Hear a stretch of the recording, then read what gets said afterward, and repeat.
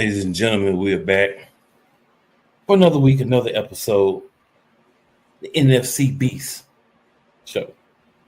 And it's your boy, Cool McCain, joined on, let me see which way I got to do, because you know how these screens be. On this side by my man, Scrub Zero, hard repping for the Giants this season. He done with his revenge tour against his own team. And then below me, got that guy, Couch Coach, my cousin from another auntie. Yes, In the building region, those Washington Commanders, and of course, y'all know who I be, your boy Cool McCain, repping those Eagles hard. But we also repping the division. Why would you say that? Even though you know when game time comes, nobody wants the other team to win. Why? Because let me remind y'all, this is gonna be every week, y'all. There's only one division in the NFL that all the teams have won, not one, but 2 Super Bowls. And that is your NFC Beast. Factual information. You can feel how you want. You can talk whatever smack you want to talk. That speaks for itself. So with that being said, we are the best. DJ Khaled said, we the best. And we're going to be the best until somebody else can top that. So tell all 3 of your teams win at least 3 Super Bowls. Don't come for us unless we come for you. Well, I'm going to rephrase it. Don't come for us unless we call you. Come for us. And they don't call you. So we're gonna make it. You know how my new thing is, y'all. We don't have to be here for a long time. We just had to be here for a good time. So we're gonna have a good time. We're gonna get into this thing. So we had some games last week with the Beast. We had some games this week with the Beast. And then we always bring you a little something on the side, a little side slippage we could talk about real quick because you know that's how we get down. So let's start with the review of the games from the previous week before we slide into the content. So, week 2. And my system decided not to go back to week 2 like it's supposed to, but that's all good. We'll still make it happen. If I recall correctly, we had a Thursday night game last week. If I remember. Am I tripping, gentlemen? No, you're right. It was a Thursday. But if I remember, I think last week. Yeah, unfortunately, yes, it was. Unfortunately, it was the Unfortunately, against the Green Bay Packers. And I'm going to say this. I wanted the Commanders to win because y'all know I have a year-long vendetta against the Green Bay Packers. You cried and whined about the tush push and begged people to get on board with you. And people was like, nah, bro, we're not doing that. And I enjoyed people doing that to y'all. Not even going to lie. And this thing is really tripping, y'all. Like, for real. It is giving me all kind of crazy stuff. So my system went back to a previous season, and not even week 2 of said previous season. Y'all can see what I see. I'm like, what in the world? That's all right. It's wild, but Couch Coach, I know that Thursday night game is one you would definitely want to just speak on and then kind of bury that one. So, go and talk to us about that Thursday night game.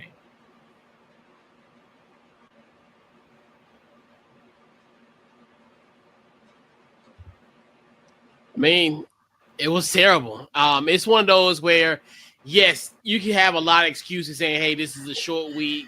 The offense looked very vanilla. You look at just how we were just kind of gashed. Green Bay had 2 90-plus yard drives to score. You look at the game, it was an 11-point game, but this game was over from the jump. I mean, they jumped on us on a 14-0 lead. And it's just one of those one of the games where you're like, you're not as good as you think you are. I think this one of the things where it's a great a moment to humble yourselves, and you're going against a Green Bay team of that caliber that has somewhat Super Bowl aspiration with the acquisition of Michael Parsons. So to me, it's back to the drawing board and just go forward. It's a measured game, and we just didn't measure up on a Thursday night, and on Las Vegas. I dig it, man. I dig it. Scorpio, anything you want to add about that game? Well, I did pick the Packers to win because I thought they were the better team, which ended up showing. This what I saw from the offense. This is what I worry about having Cliff Kingsbury as the offensive coordinator. Like the first year, it went well, but he has a propensity to get in the team's way. Like y'all need to run the ball way more. 42 passes in this game. That wasn't what was needed. The play calling was very vanilla. It was very. Here's what was the goal on offense? Because if when you really start asking that question, that's kind of when you realize you got a problem. You see there's a problem with what's going on in that game. And I don't know what the goal was for the offense in that game. Defensively, go ahead. Yeah, I mean, I think it's just one of those when you're down 14-0, it's almost like you said, if you would have had the run game, that would have been kind of because it was successful, obviously, in week 1. You thought they would kind of get into that emotion, but then it got to a point where they had to pretty much abandon that plan from the run because being down 14 in the second quarter, you were headed down, and then obviously, I mean, it's just one of those where it's just like the offense just didn't come to play, and everything that we had Green Bay counter. It was almost like you go for a little hook, they hit you with a left hook, and they just knocked you down each possession. So yeah, it's a lot. It's a lot to work on for sure. But the thing for me from this game. I look at this game and I say, I agree with what Couch Coach said. And I say, you do have that year of film on Jaden Daniels now. So you have teams that are going to come out and try to take away the things that he likes to do and make him do the things that he may still need to work on. And to me, that's the essence of the sophomore slump. It's not that Jaden Daniels is any worse than last year. He didn't go regress. It's just that once you get that film, it's the adjustments that your offense is going to have to make to people adjusting to what they've seen that Jaden Daniels does well. And I think the addition of Micah Parsons right before the season started was bad for early season opponents for Green Bay anyway, because you hadn't planned on having Micah Parsons when you play Green Bay. And there have been a lot of people that have really been praising Green Bay. I'm not going to sit here and be like, oh, Green Bay is not good, blah, blah, blah. I don't like Green Bay, but it doesn't mean I can't be open and say, okay, they haven't lost the game. But is it that Green Bay is good, or that so far they played a Lions team with new coordinators on both sides of the ball, dusted them? They played a Commanders team off a short week with an injured Jaden Daniels. Couch Coach ain't going to say it because he's a fan. I'm not a fan, so I can say it. Injured Jaden Daniels. And teams now having a little bit more film on him early in the season. So it's not a knock to the Packers, but the question should be asked. If the media is really gonna put Green Bay on a pedestal and say that they're now even with or above like the Eagles and the other teams that you feel like are good from the NFC, then do we not have to say, but could it be that when they got certain teams that they're beating now is what's making them look so good? Of course, it's not going to be said because you only say stuff like that about Jalen Hurts in the Eagles, but just throwing the honesty out there. No, that's a fair question because we saw late in the not even late in the year, most of last year, it was an issue for like Jordan Love's up and down. He was you could definitely make a case he was one of the key reasons why they didn't win more games in the regular season and why they didn't. And why the playoff game didn't go as well as they did. Obviously, there's a few other factors. There's more than just him, but his inconsistency shows when they're not playing well. Mm-hmm. So you talk about the Lions, they got new coordinators. It's early in the year. You talk about the Commanders, a team I personally don't think is I think they're an average team. So it's definitely fair to say, all right, when Green Bay takes on a team like the Eagles, like when they go against the division rivals again, are they really gonna show? Are they really that good, or are they just in a different weight class than their opponents they're playing right now? But they're still not to that weight class of the Eagles or even the Vikings or the Lions. I'll even go as far as to say, you playing the Commanders in week 2 is not the same Commanders that you're playing in week 7, right?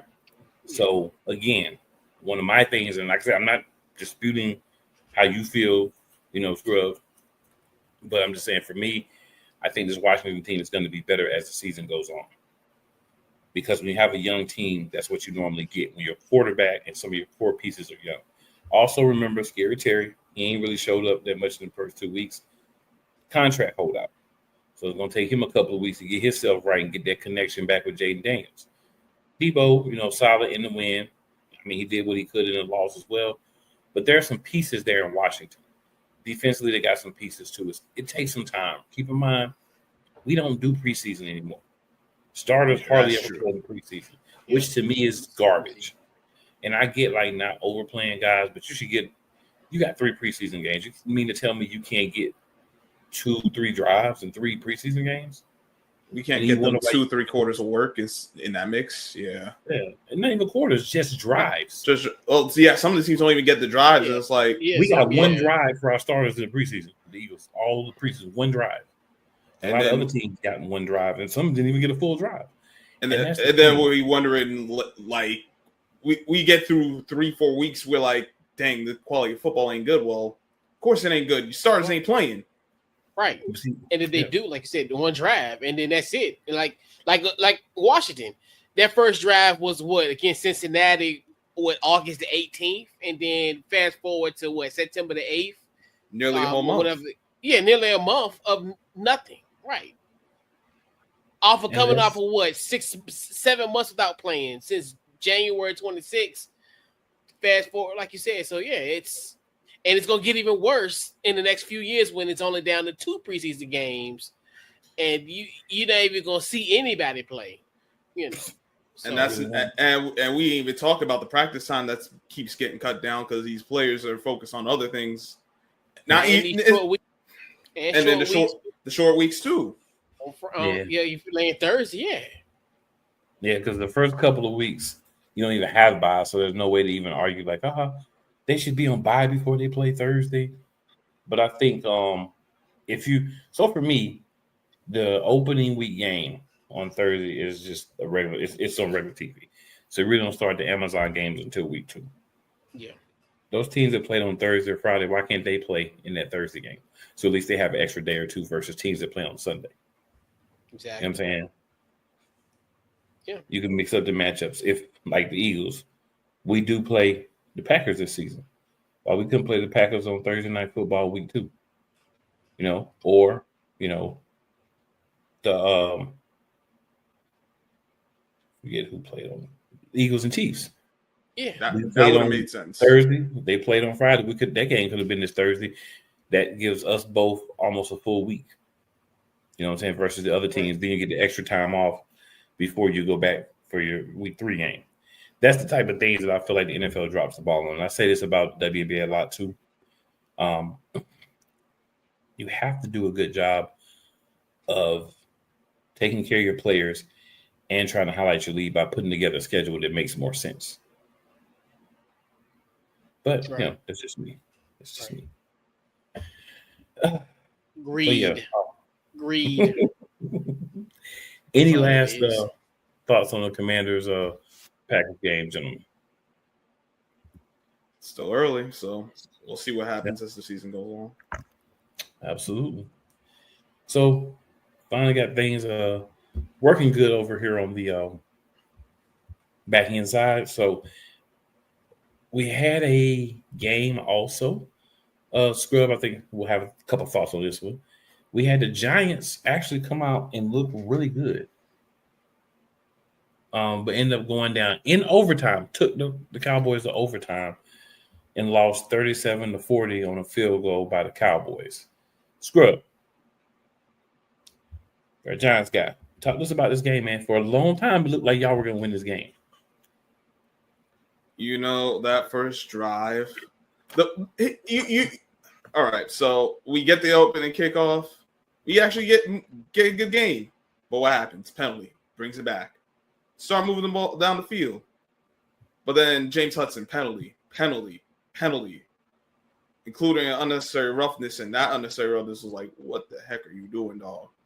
Got so bad that he got pulled out. They put in rookie 5th-round pick Marcus Bowe. Is the only guy I didn't talk about when we early in the year about like the young players, because I was just hoping he didn't get in too soon. Unfortunately, it was forced in because James Hudson just dropped the ball mentally and physically. But all right, we kick the field goal, then get a stop, kick another field goal. Then the Cowboys get a score. We score a touchdown. We're up 13-3.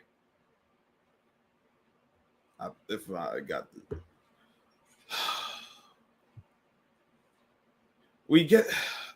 I don't even know where to go because we blow the dough, oddly enough. Like, halftime comes, it's tied up, third quarter. We actually force a turnover. Giants don't take the points. They go for it on fourth down. No good. Cowboys go right back down, get the ball, score on the possession right after. Then the fourth quarter shootout, which they got me annoyed. I was losing my dang mind. And then Russ throws the long bomb touchdowns. I thought the one with 25 seconds left, I'm like, all right, we going. Like, no, I didn't. I said, all right, 25 seconds. That's a lot of time left. Can these guys get a stop? We saw the answer to that question. Brandon Aubrey with a 64-yard field goal probably would have been good for 74 yards as far as the distance, because that kick could have – that kick. And then overtime, ball slips out of Russ's hands. Tried to bring it down. Like, he's trying to throw. You saw a defender jump up. He brought it back down, but the ball slipped out. So we ended up having to punt. We actually get the ball back. I don't know if that was, and then he throws the pick. I don't know if that's really on Russ, if that's on the receiver. But clearly something happened that they were on the same page. And then Cowboys win with the field goal to end in OT. Can I interest you in 20 penalties for the Giants? 14 of which were accepted. 14 for $160. Not like the Cowboys were much better. They had 12 for $106.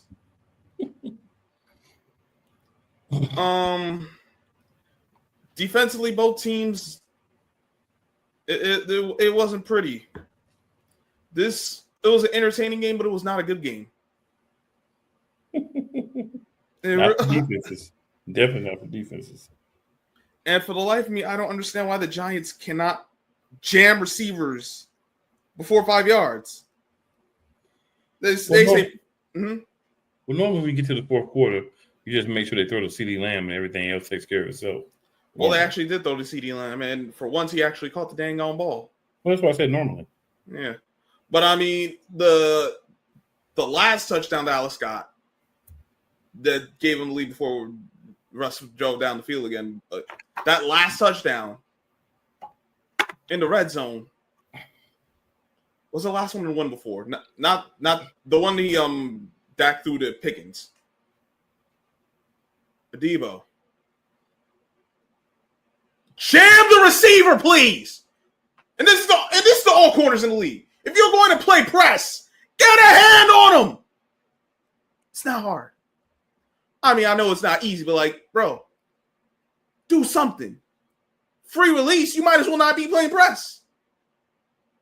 I'm serious. If you go on free release, there's no need to even be up on him. Whether you in zone, man, whatever, you got up to 5 yards. You're not going to get a hand on him. Don't play press. Don't tell me I'm seeing press and then I can look at that tape and no one got a hand on anyone. What am I supposed to do with that? Because that's how plays get given up.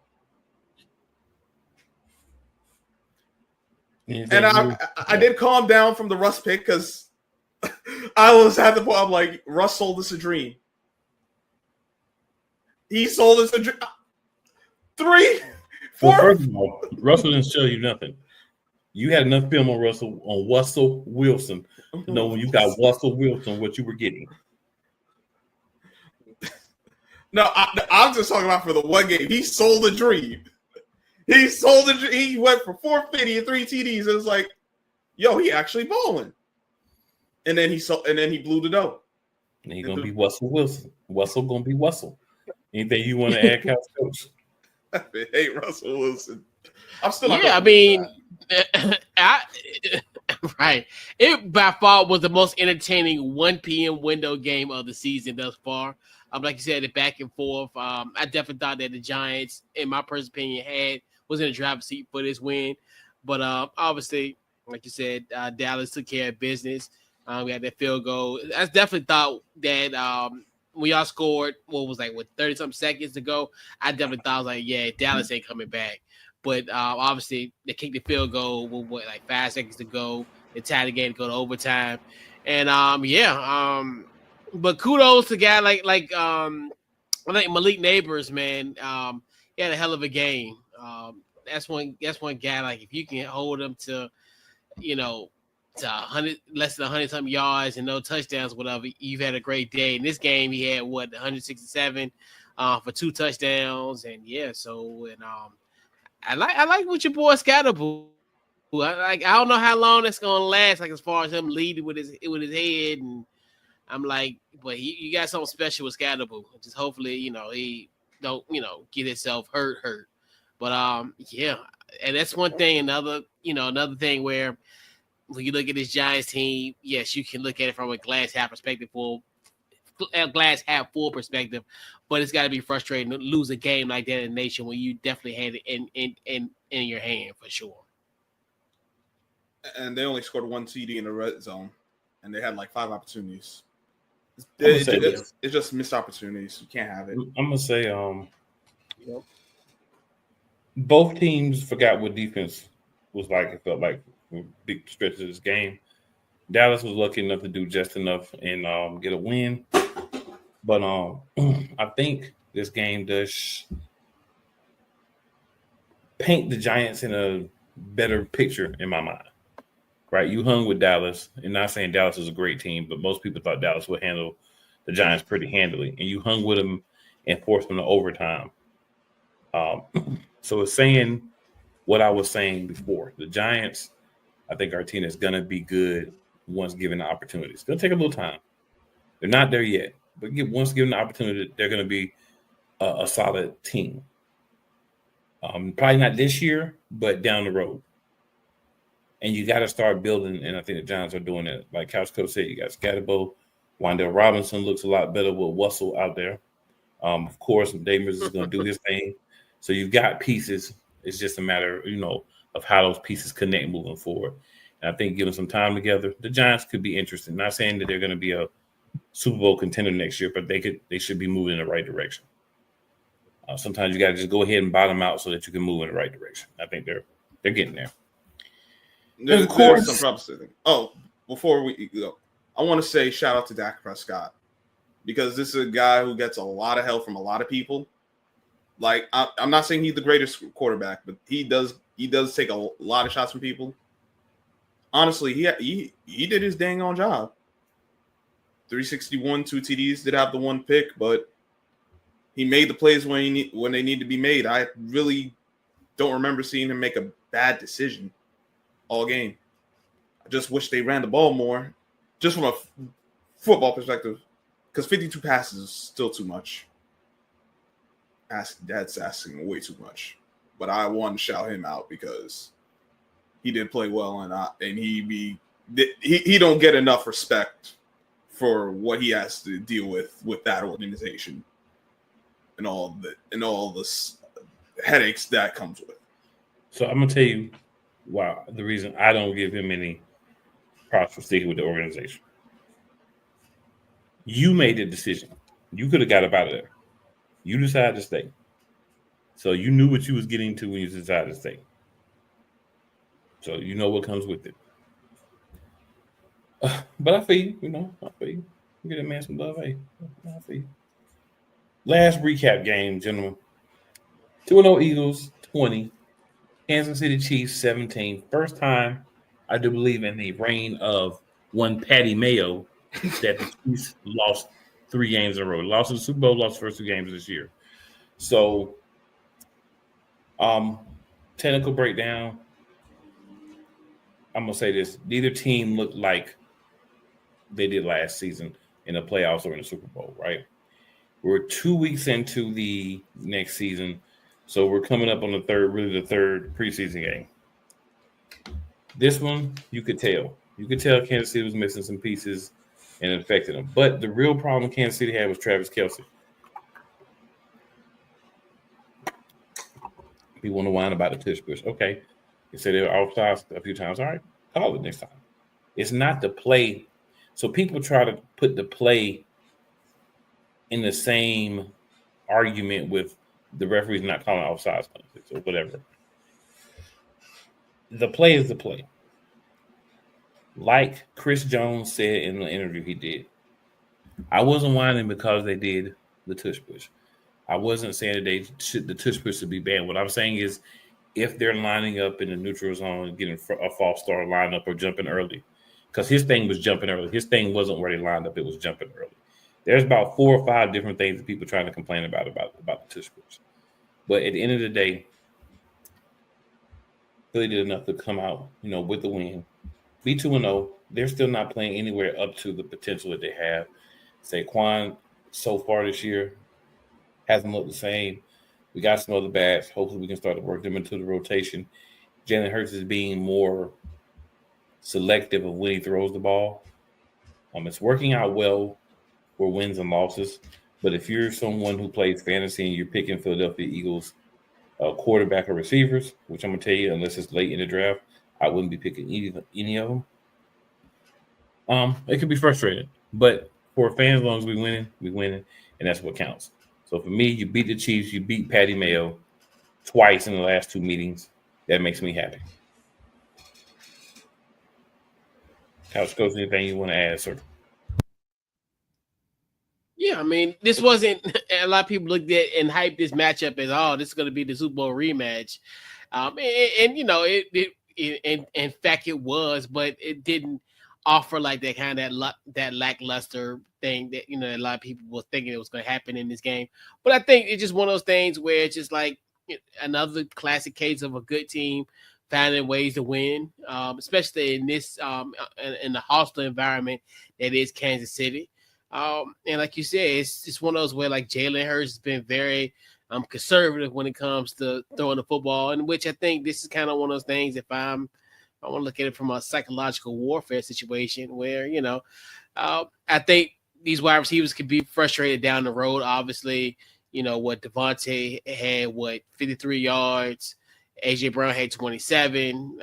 Combined, they had 9 receptions, and pretty much 14 targets for both of them combined. So I think there will be a situation, but as I said, this is a week by week basis. This is kind of like the pseudo preseason. But hey, you just continue to win. I think that's another thing too, where hey, at this point, hey, as long as you get the wins, you can always figure it out as the weeks progress. But another win on the road in a very hostile environment for the Philadelphia Eagles. So win-win. Scrub, anything you want to add? I'm not worried about the Eagles. Well, well, let me put it from a team standpoint, I think they'll figure it out. Like you both said early, but we've seen the Eagles not have these fast starts as far as like the team yardage and all that, but they still end up winning games. So I'm not worried about them. Kansas City though, they down bad right now. I ain't mad at it, of course, but they down bad. They can't run the ball right now outside of Patrick Mahomes scrambling. I think Matt Nagy's been the undoing of the Chiefs offensively as the play caller, because we all know Patrick Mahomes he can't read front sevens. I ain't breaking no news saying that. Anyone who don't believe that, that's a you problem. You can't read the front sevens. Having him in the pocket as much as they have him has not been conducive for them scoring enough points. And then defensively, they're notably weaker. It's not like that they're a terrible team, but this isn't the team we saw last year or the year before. So they need to they're gonna have to find a way to shorten these games, because they can't score right now. They can't score the points. They ain't got the receivers right now. Travis Kelce, Travis Kelce, whichever Kelce it is. The man was swift, man. It's Travis, by the way. The Travis, right? Thank you. Yeah, Travis Kelce. He's the only one Patrick trusts, and we know that he's looking older. So I'll be honest with you, man. I enjoy seeing the Chiefs go down. I hope they continue to go down. I hope they lose game after game after game. I don't even want to break them down. You know what I'm saying? Like, lose. Just lose. I'm going to go ahead and stay with you, Scrub. So what we're going to do here, good people, is we're going to give you our surprise positive player from the first 2 weeks. And then we're also going to give you, after that, we're going to come back around and give you our disappointing player of the first 2 weeks. And, of course, you can count all season, preseason if you want to. I'm going to go ahead and stay with you, Scrub. What's your surprising positive player for the first 2 games? I would have to say Wanda Robinson. But the 2 games he's had, and I know the first game still wasn't great, but like what I've seen from him is, and this is just beyond having a different quarterback. But you still got to go make the plays. He's really done some nice things.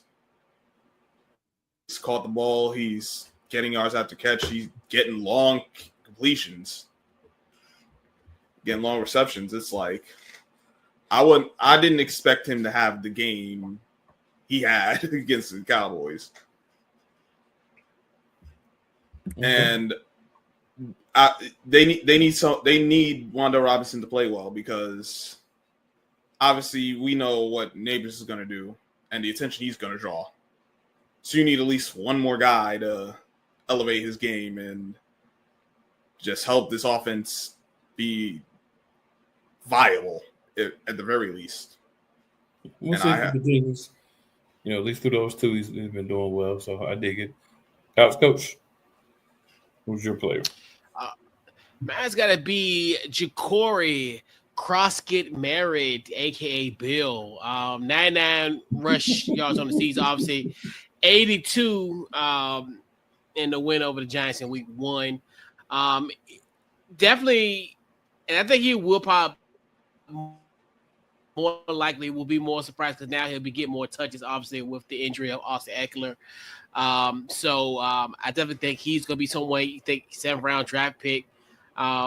Definitely he has more so. I figured he was going to be a good for us, but I think now as everything kind of progressed, and even kind of what you see in a small sample size, he's kind of surprised me as far as even just being able to get on the field that early, especially in week 1 for sure.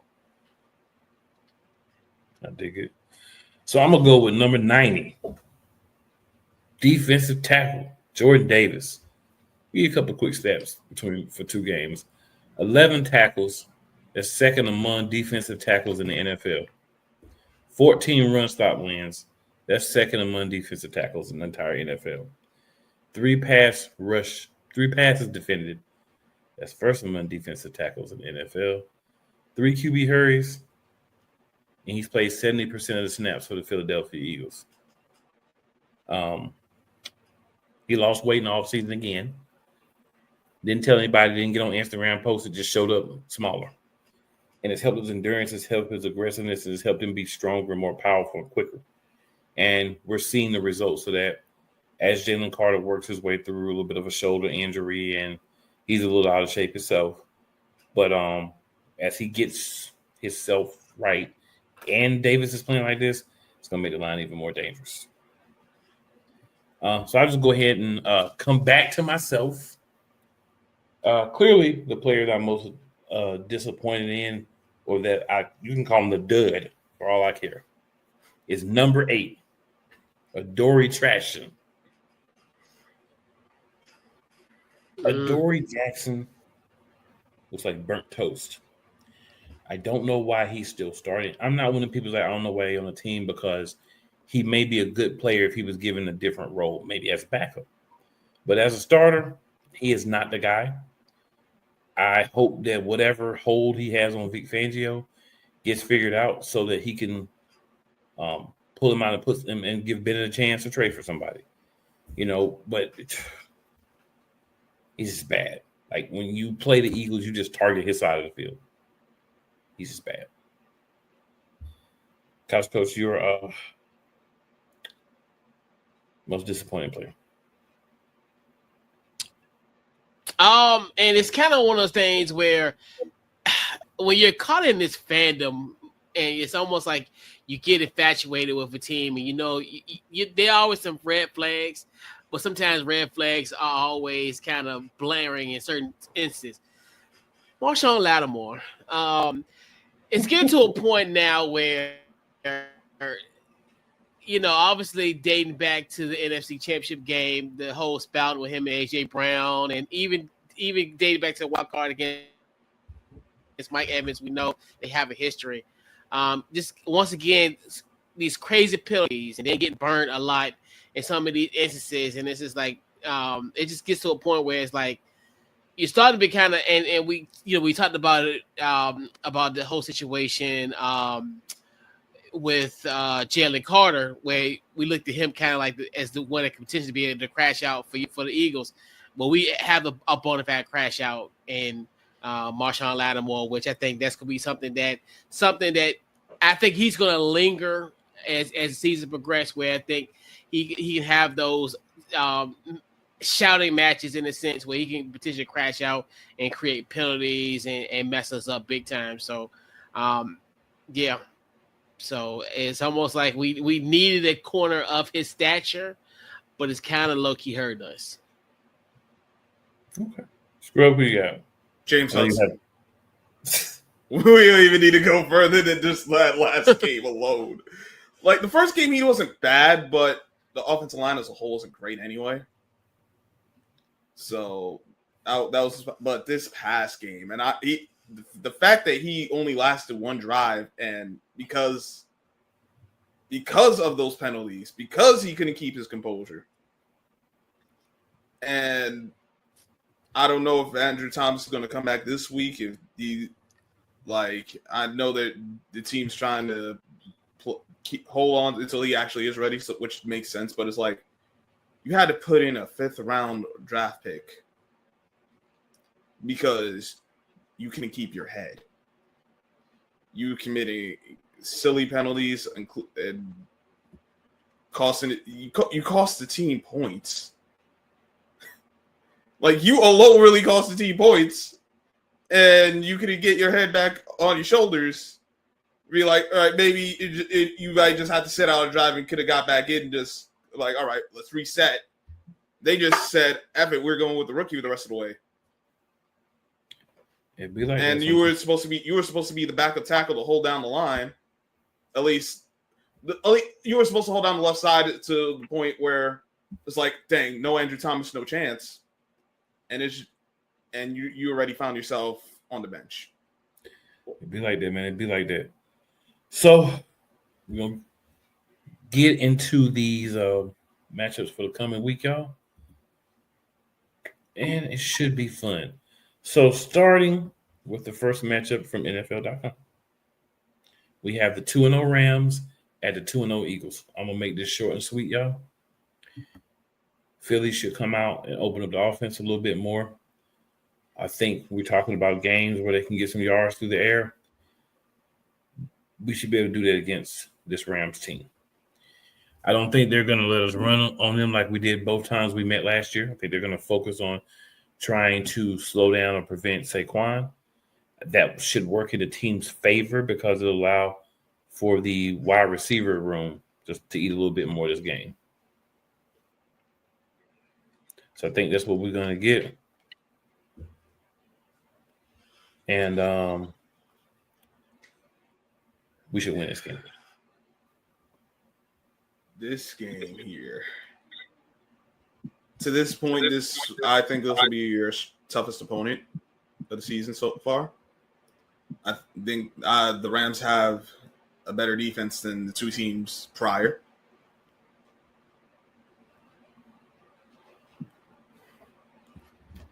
The question is Matthew Stafford. Which guy we gonna see? Is he gonna be the Matthew Stafford of old? Well, that could actually go two ways because we see good the guy who can throw 5 touchdowns and the guy who will throw you 3 picks. I want to pick the Rams. In fact, I will pick the Rams. Something about this matchup just says the Eagles are going to end up losing. It'll be a close game. And then y'all start running off like 5-6 straight. I've had a lot of people tell me they think the Rams are going to win this game. And that makes me feel really well. Because once people start doubting us, we play better. So, thank you, sir. How's Coach? Your thoughts, sir? Yeah, to me, going into the preseason, this is what I deem as the NFC Championship preview.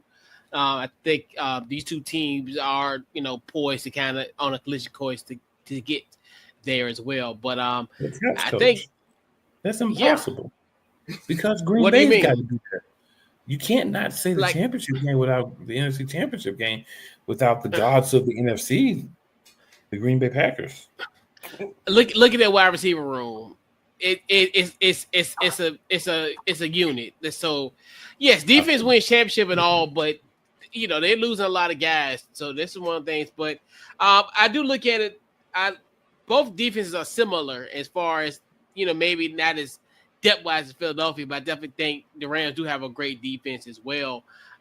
Just kind of it's a sneaky 1:00 game. I definitely think that I'll say the Rams will win this game as well. I think like Scrub's point where you're always gonna have Philly always have that early season kind of loss and then kind of ratchet up like almost similar to like last year where could potentially. And then I definitely think you guys see each other potentially that last weekend in January potentially.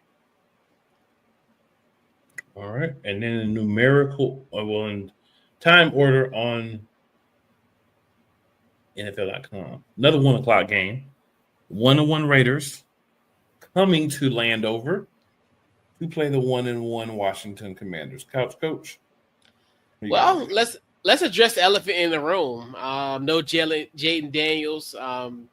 Officially, as of Friday, at the Friday's practice, pretty much said that Jaden Daniels will be out. Marcus Mariota will get the start. He will go against his former team in the Las Vegas Raiders. You look at this. This is gonna be pretty much, I think, will be a run type of game potentially for the Commanders. Obviously, you're looking at Bill. I think Bill definitely have some say in this game. Obviously, now as we mentioned earlier, with the injury to Austin Eckler. So you look at it as pretty much a committee of running backs, him, Jeremy McNichols. And now we'll probably get to see Chris Rodriguez, who's been a healthy scratch the last 2 weeks. And I definitely think you'll see him as well. You will see Marcus Mariota kind of sling the football a little bit, but I don't expect him to as far as have like high numbers. I would say probably he may throw the ball maybe about 25 times, if that. I'm looking forward to how this defense is going to be. You look at potentially what they can do. Obviously, will they get penetration and get to Geno? Will they be opportunistic? This defense be opportunistic. Geno has like 1 touchdown and 4 interceptions. So hopefully we can have, our secondary can be active. Look at guys like potentially like Quan Martin, Mike Sandstrill, even Trey Amos. I think you can see him do his thing in Marshawn Lattimore. And then and also going back to offense, how can we kind of keep a guy like a Mason Crosby out of the pocket and potentially and just hopefully knock on wood that Mariota stays in this game and we won't see a Josh Johnson. So that's the biggest hope. So hey, it's gonna be an interesting one, but no Jay Daniels. So that's obviously the biggest story in this game for sure. I'm gonna say for me, I'm gonna go with the Commanders. Mariota has started in 1 game for the Commanders before without Daniels. I think the Raiders, the big thing for me is I think they obviously are better than we thought they were. They've already won a game. But I think the thing is this trip.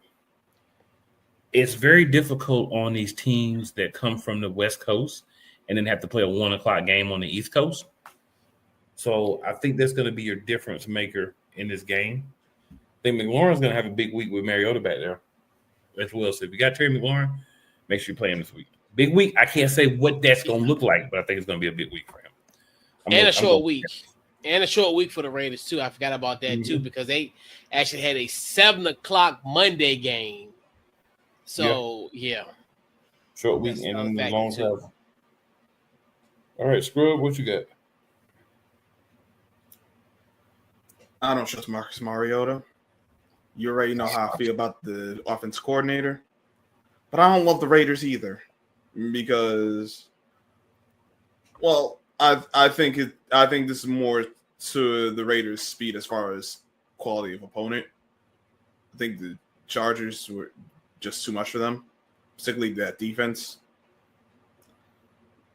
I do understand coming out to the East Coast and them having a short week, but Washington going to have to prove to me they could win this game. I'm taking the Raiders. All right, then we've got the 1-1 Dallas Cowboys, 4:25 on Fox against the 0-2 Bears. I hate to say this, but I think after this game, Dallas is going to be 2-1. Bears are going to be 0-3, and what is Ben Johnson doing? Contingent is going to start to build momentum. But the thing is, Dallas is just a better team than the Bears. A lot of teams are just better teams than the Bears. That's why the Bears are going to have another rough season. Definitely going Dallas in this one. Scrub, who do you have win? The Cowboys should win this game. The thing with the Bears is they got to find a way to play a complete game, which to this point they haven't done. We know what happened last Sunday. Lions ran them off the field. But I didn't think they would be able to hang with the Lions anyway. They did play the Vikings, and they did well in the first half, but that second half they fell apart. And that's really what I worry about with the Bears. Can they hold up in the second half? And if they get off to a good start, can they maintain it? I don't know. And it's not just offensively, but defensively. Yeah, I'm have to go with the Cowboys too, as much as it hurts my soul. But I will not be upset if they lose. The Cowboys lose, of course. Okay. Couch Coach. You can make it 3 for 3. Yeah, and this is kind of this. I think I'm gonna have to be the lone wolf, but I'll give you a reference. I don't know. I feel as though this Bears team is kind of their backs against the wall, and usually when you have these type of games, that's why like any given Sunday is perfect for in this case. And I definitely think that the Bears are finally kind of piece it together because they have had flashes in both their game. Really more so in the Vikings game where you start to see like, okay, they could, you see some stuff in Caleb Williams. You saw see a little bit in the Detroit matchup, but I think he's gonna kind of put everything together. And Ben Johnson gets his first win. So give me the Bears. So the Bears win this game. I'll be very happy to be wrong. I'm just say that. Me All too. right, last I mean, but not I'll least. be Sunday night, 8:20 p.m. Eastern Time. Bright lights. The Kansas City Chiefs at 0-2 versus the 0-2 New York Giants. Scrub, who you have winning and why? Do I pick Little Blue or do I pick the Kansas City Chiefs?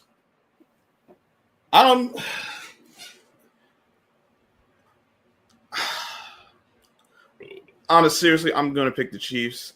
Like I said, until the Giants prove they can win a game, I'm not picking them. But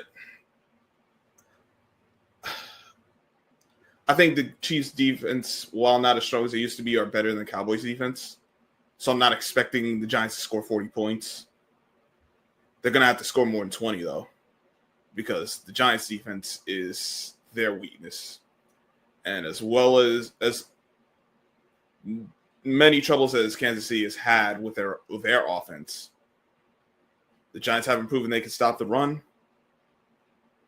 And as much as I can lament Patrick Mahomes' ability in the pocket, when he gets out the pocket, he a great backyard quarterback, as my guy HD would say. Backyard football, he's great at it. And we know one thing, that's still Patrick Mahomes.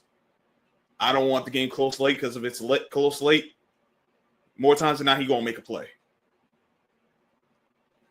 And based on what we saw from the Giants' defense or lack thereof, they ain't going to stop the quarterback from making a play. So I got the Chiefs. I'd say probably something like 24-20. All right, Couch Coach, who you got? Definitely a game I'm not waiting for Sunday night for sure. But I might be watching the NBA playoffs when this game come on. Right now, the game on. But yeah, I think it is. I mean, obviously, you got. I look at it, but obviously, you think of Patrick Mahomes, going to East Rutherford, and this whole, going to the Meadowlands. It's kind of like him going to New York and New Jersey type situation. So, I don't know, Scrub. I kind of got a little bit of low-key faith in the Giants in this game. I got a strange feeling that they put it together.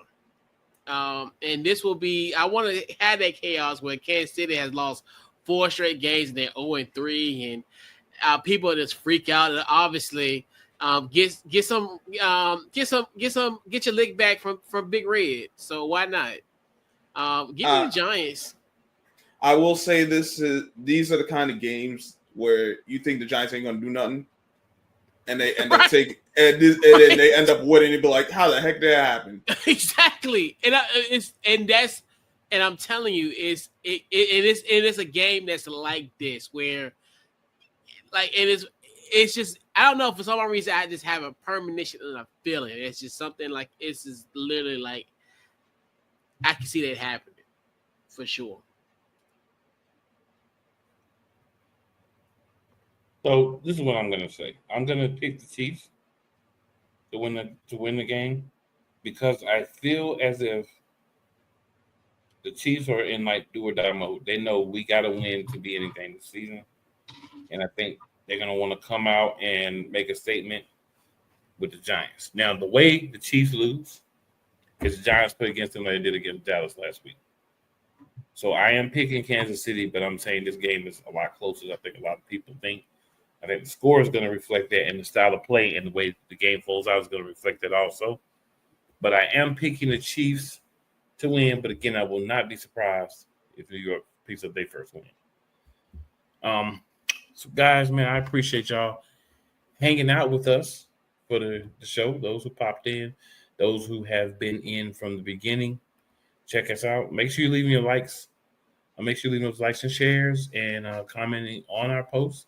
Obviously, we're not live. We are pre-recorded, but we still like to hear from our people. We still like the interaction. We still like the love from all of y'all, the homies in the chat and the homies from the area and people all over that are watching the show. Couch Coach, Scrub, any last words?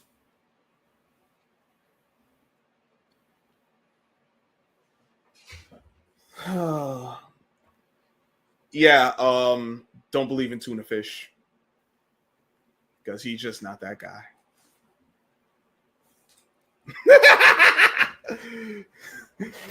For anyone who wondered, that's Tua Tagovailoa. He's just not that guy. Yeah. Dolphins are 0-3. It's not going to get better for him. All right, Couch Coach, what about you, sir? Man, yeah. Once again, great show. Always, yet again, like I said, NFC Beast, the best division in all of all the sports. Say it loud. The best division in all of sports in the National Football League. Numero uno. We're the Beast and we proud. Say uno. Yes, we here.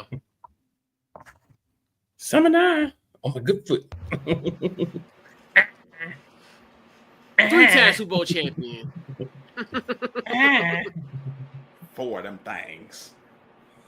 We only got 2 of them. We got dos of them Super Bowl. If we're going back to the rest of just championships, we throw a few more. Cowboys can talk about their dust. 3 different QBs. You know what I'm saying? And 3 different QBs. 3 different QBs as well. So but we ain't gonna be able to say that because everybody in the short amount of time that y'all did do it. Well, in the era as well. In the era. Yeah, in that era. That's impressive. Oh, that's right. All I'm gonna say, y'all, is make sure you like, make sure you share to all your peoples. If you are watching on any one of the platforms, make sure you subscribing and checking out all the great work from the other platforms. And as always, it's never where you start. It's always where you finish. Be back next week. Best division, all time in football. Always will, because anybody's going to be able to catch what we got going on over in the Beast. We're just going to keep it up. Try to keep adding trophies. I know I want to add one more to our case, but we'll see how it plays out. Make sure y'all tune in again. We'll see everybody back next week with another episode. NFC Beast, best division, hands down. We out.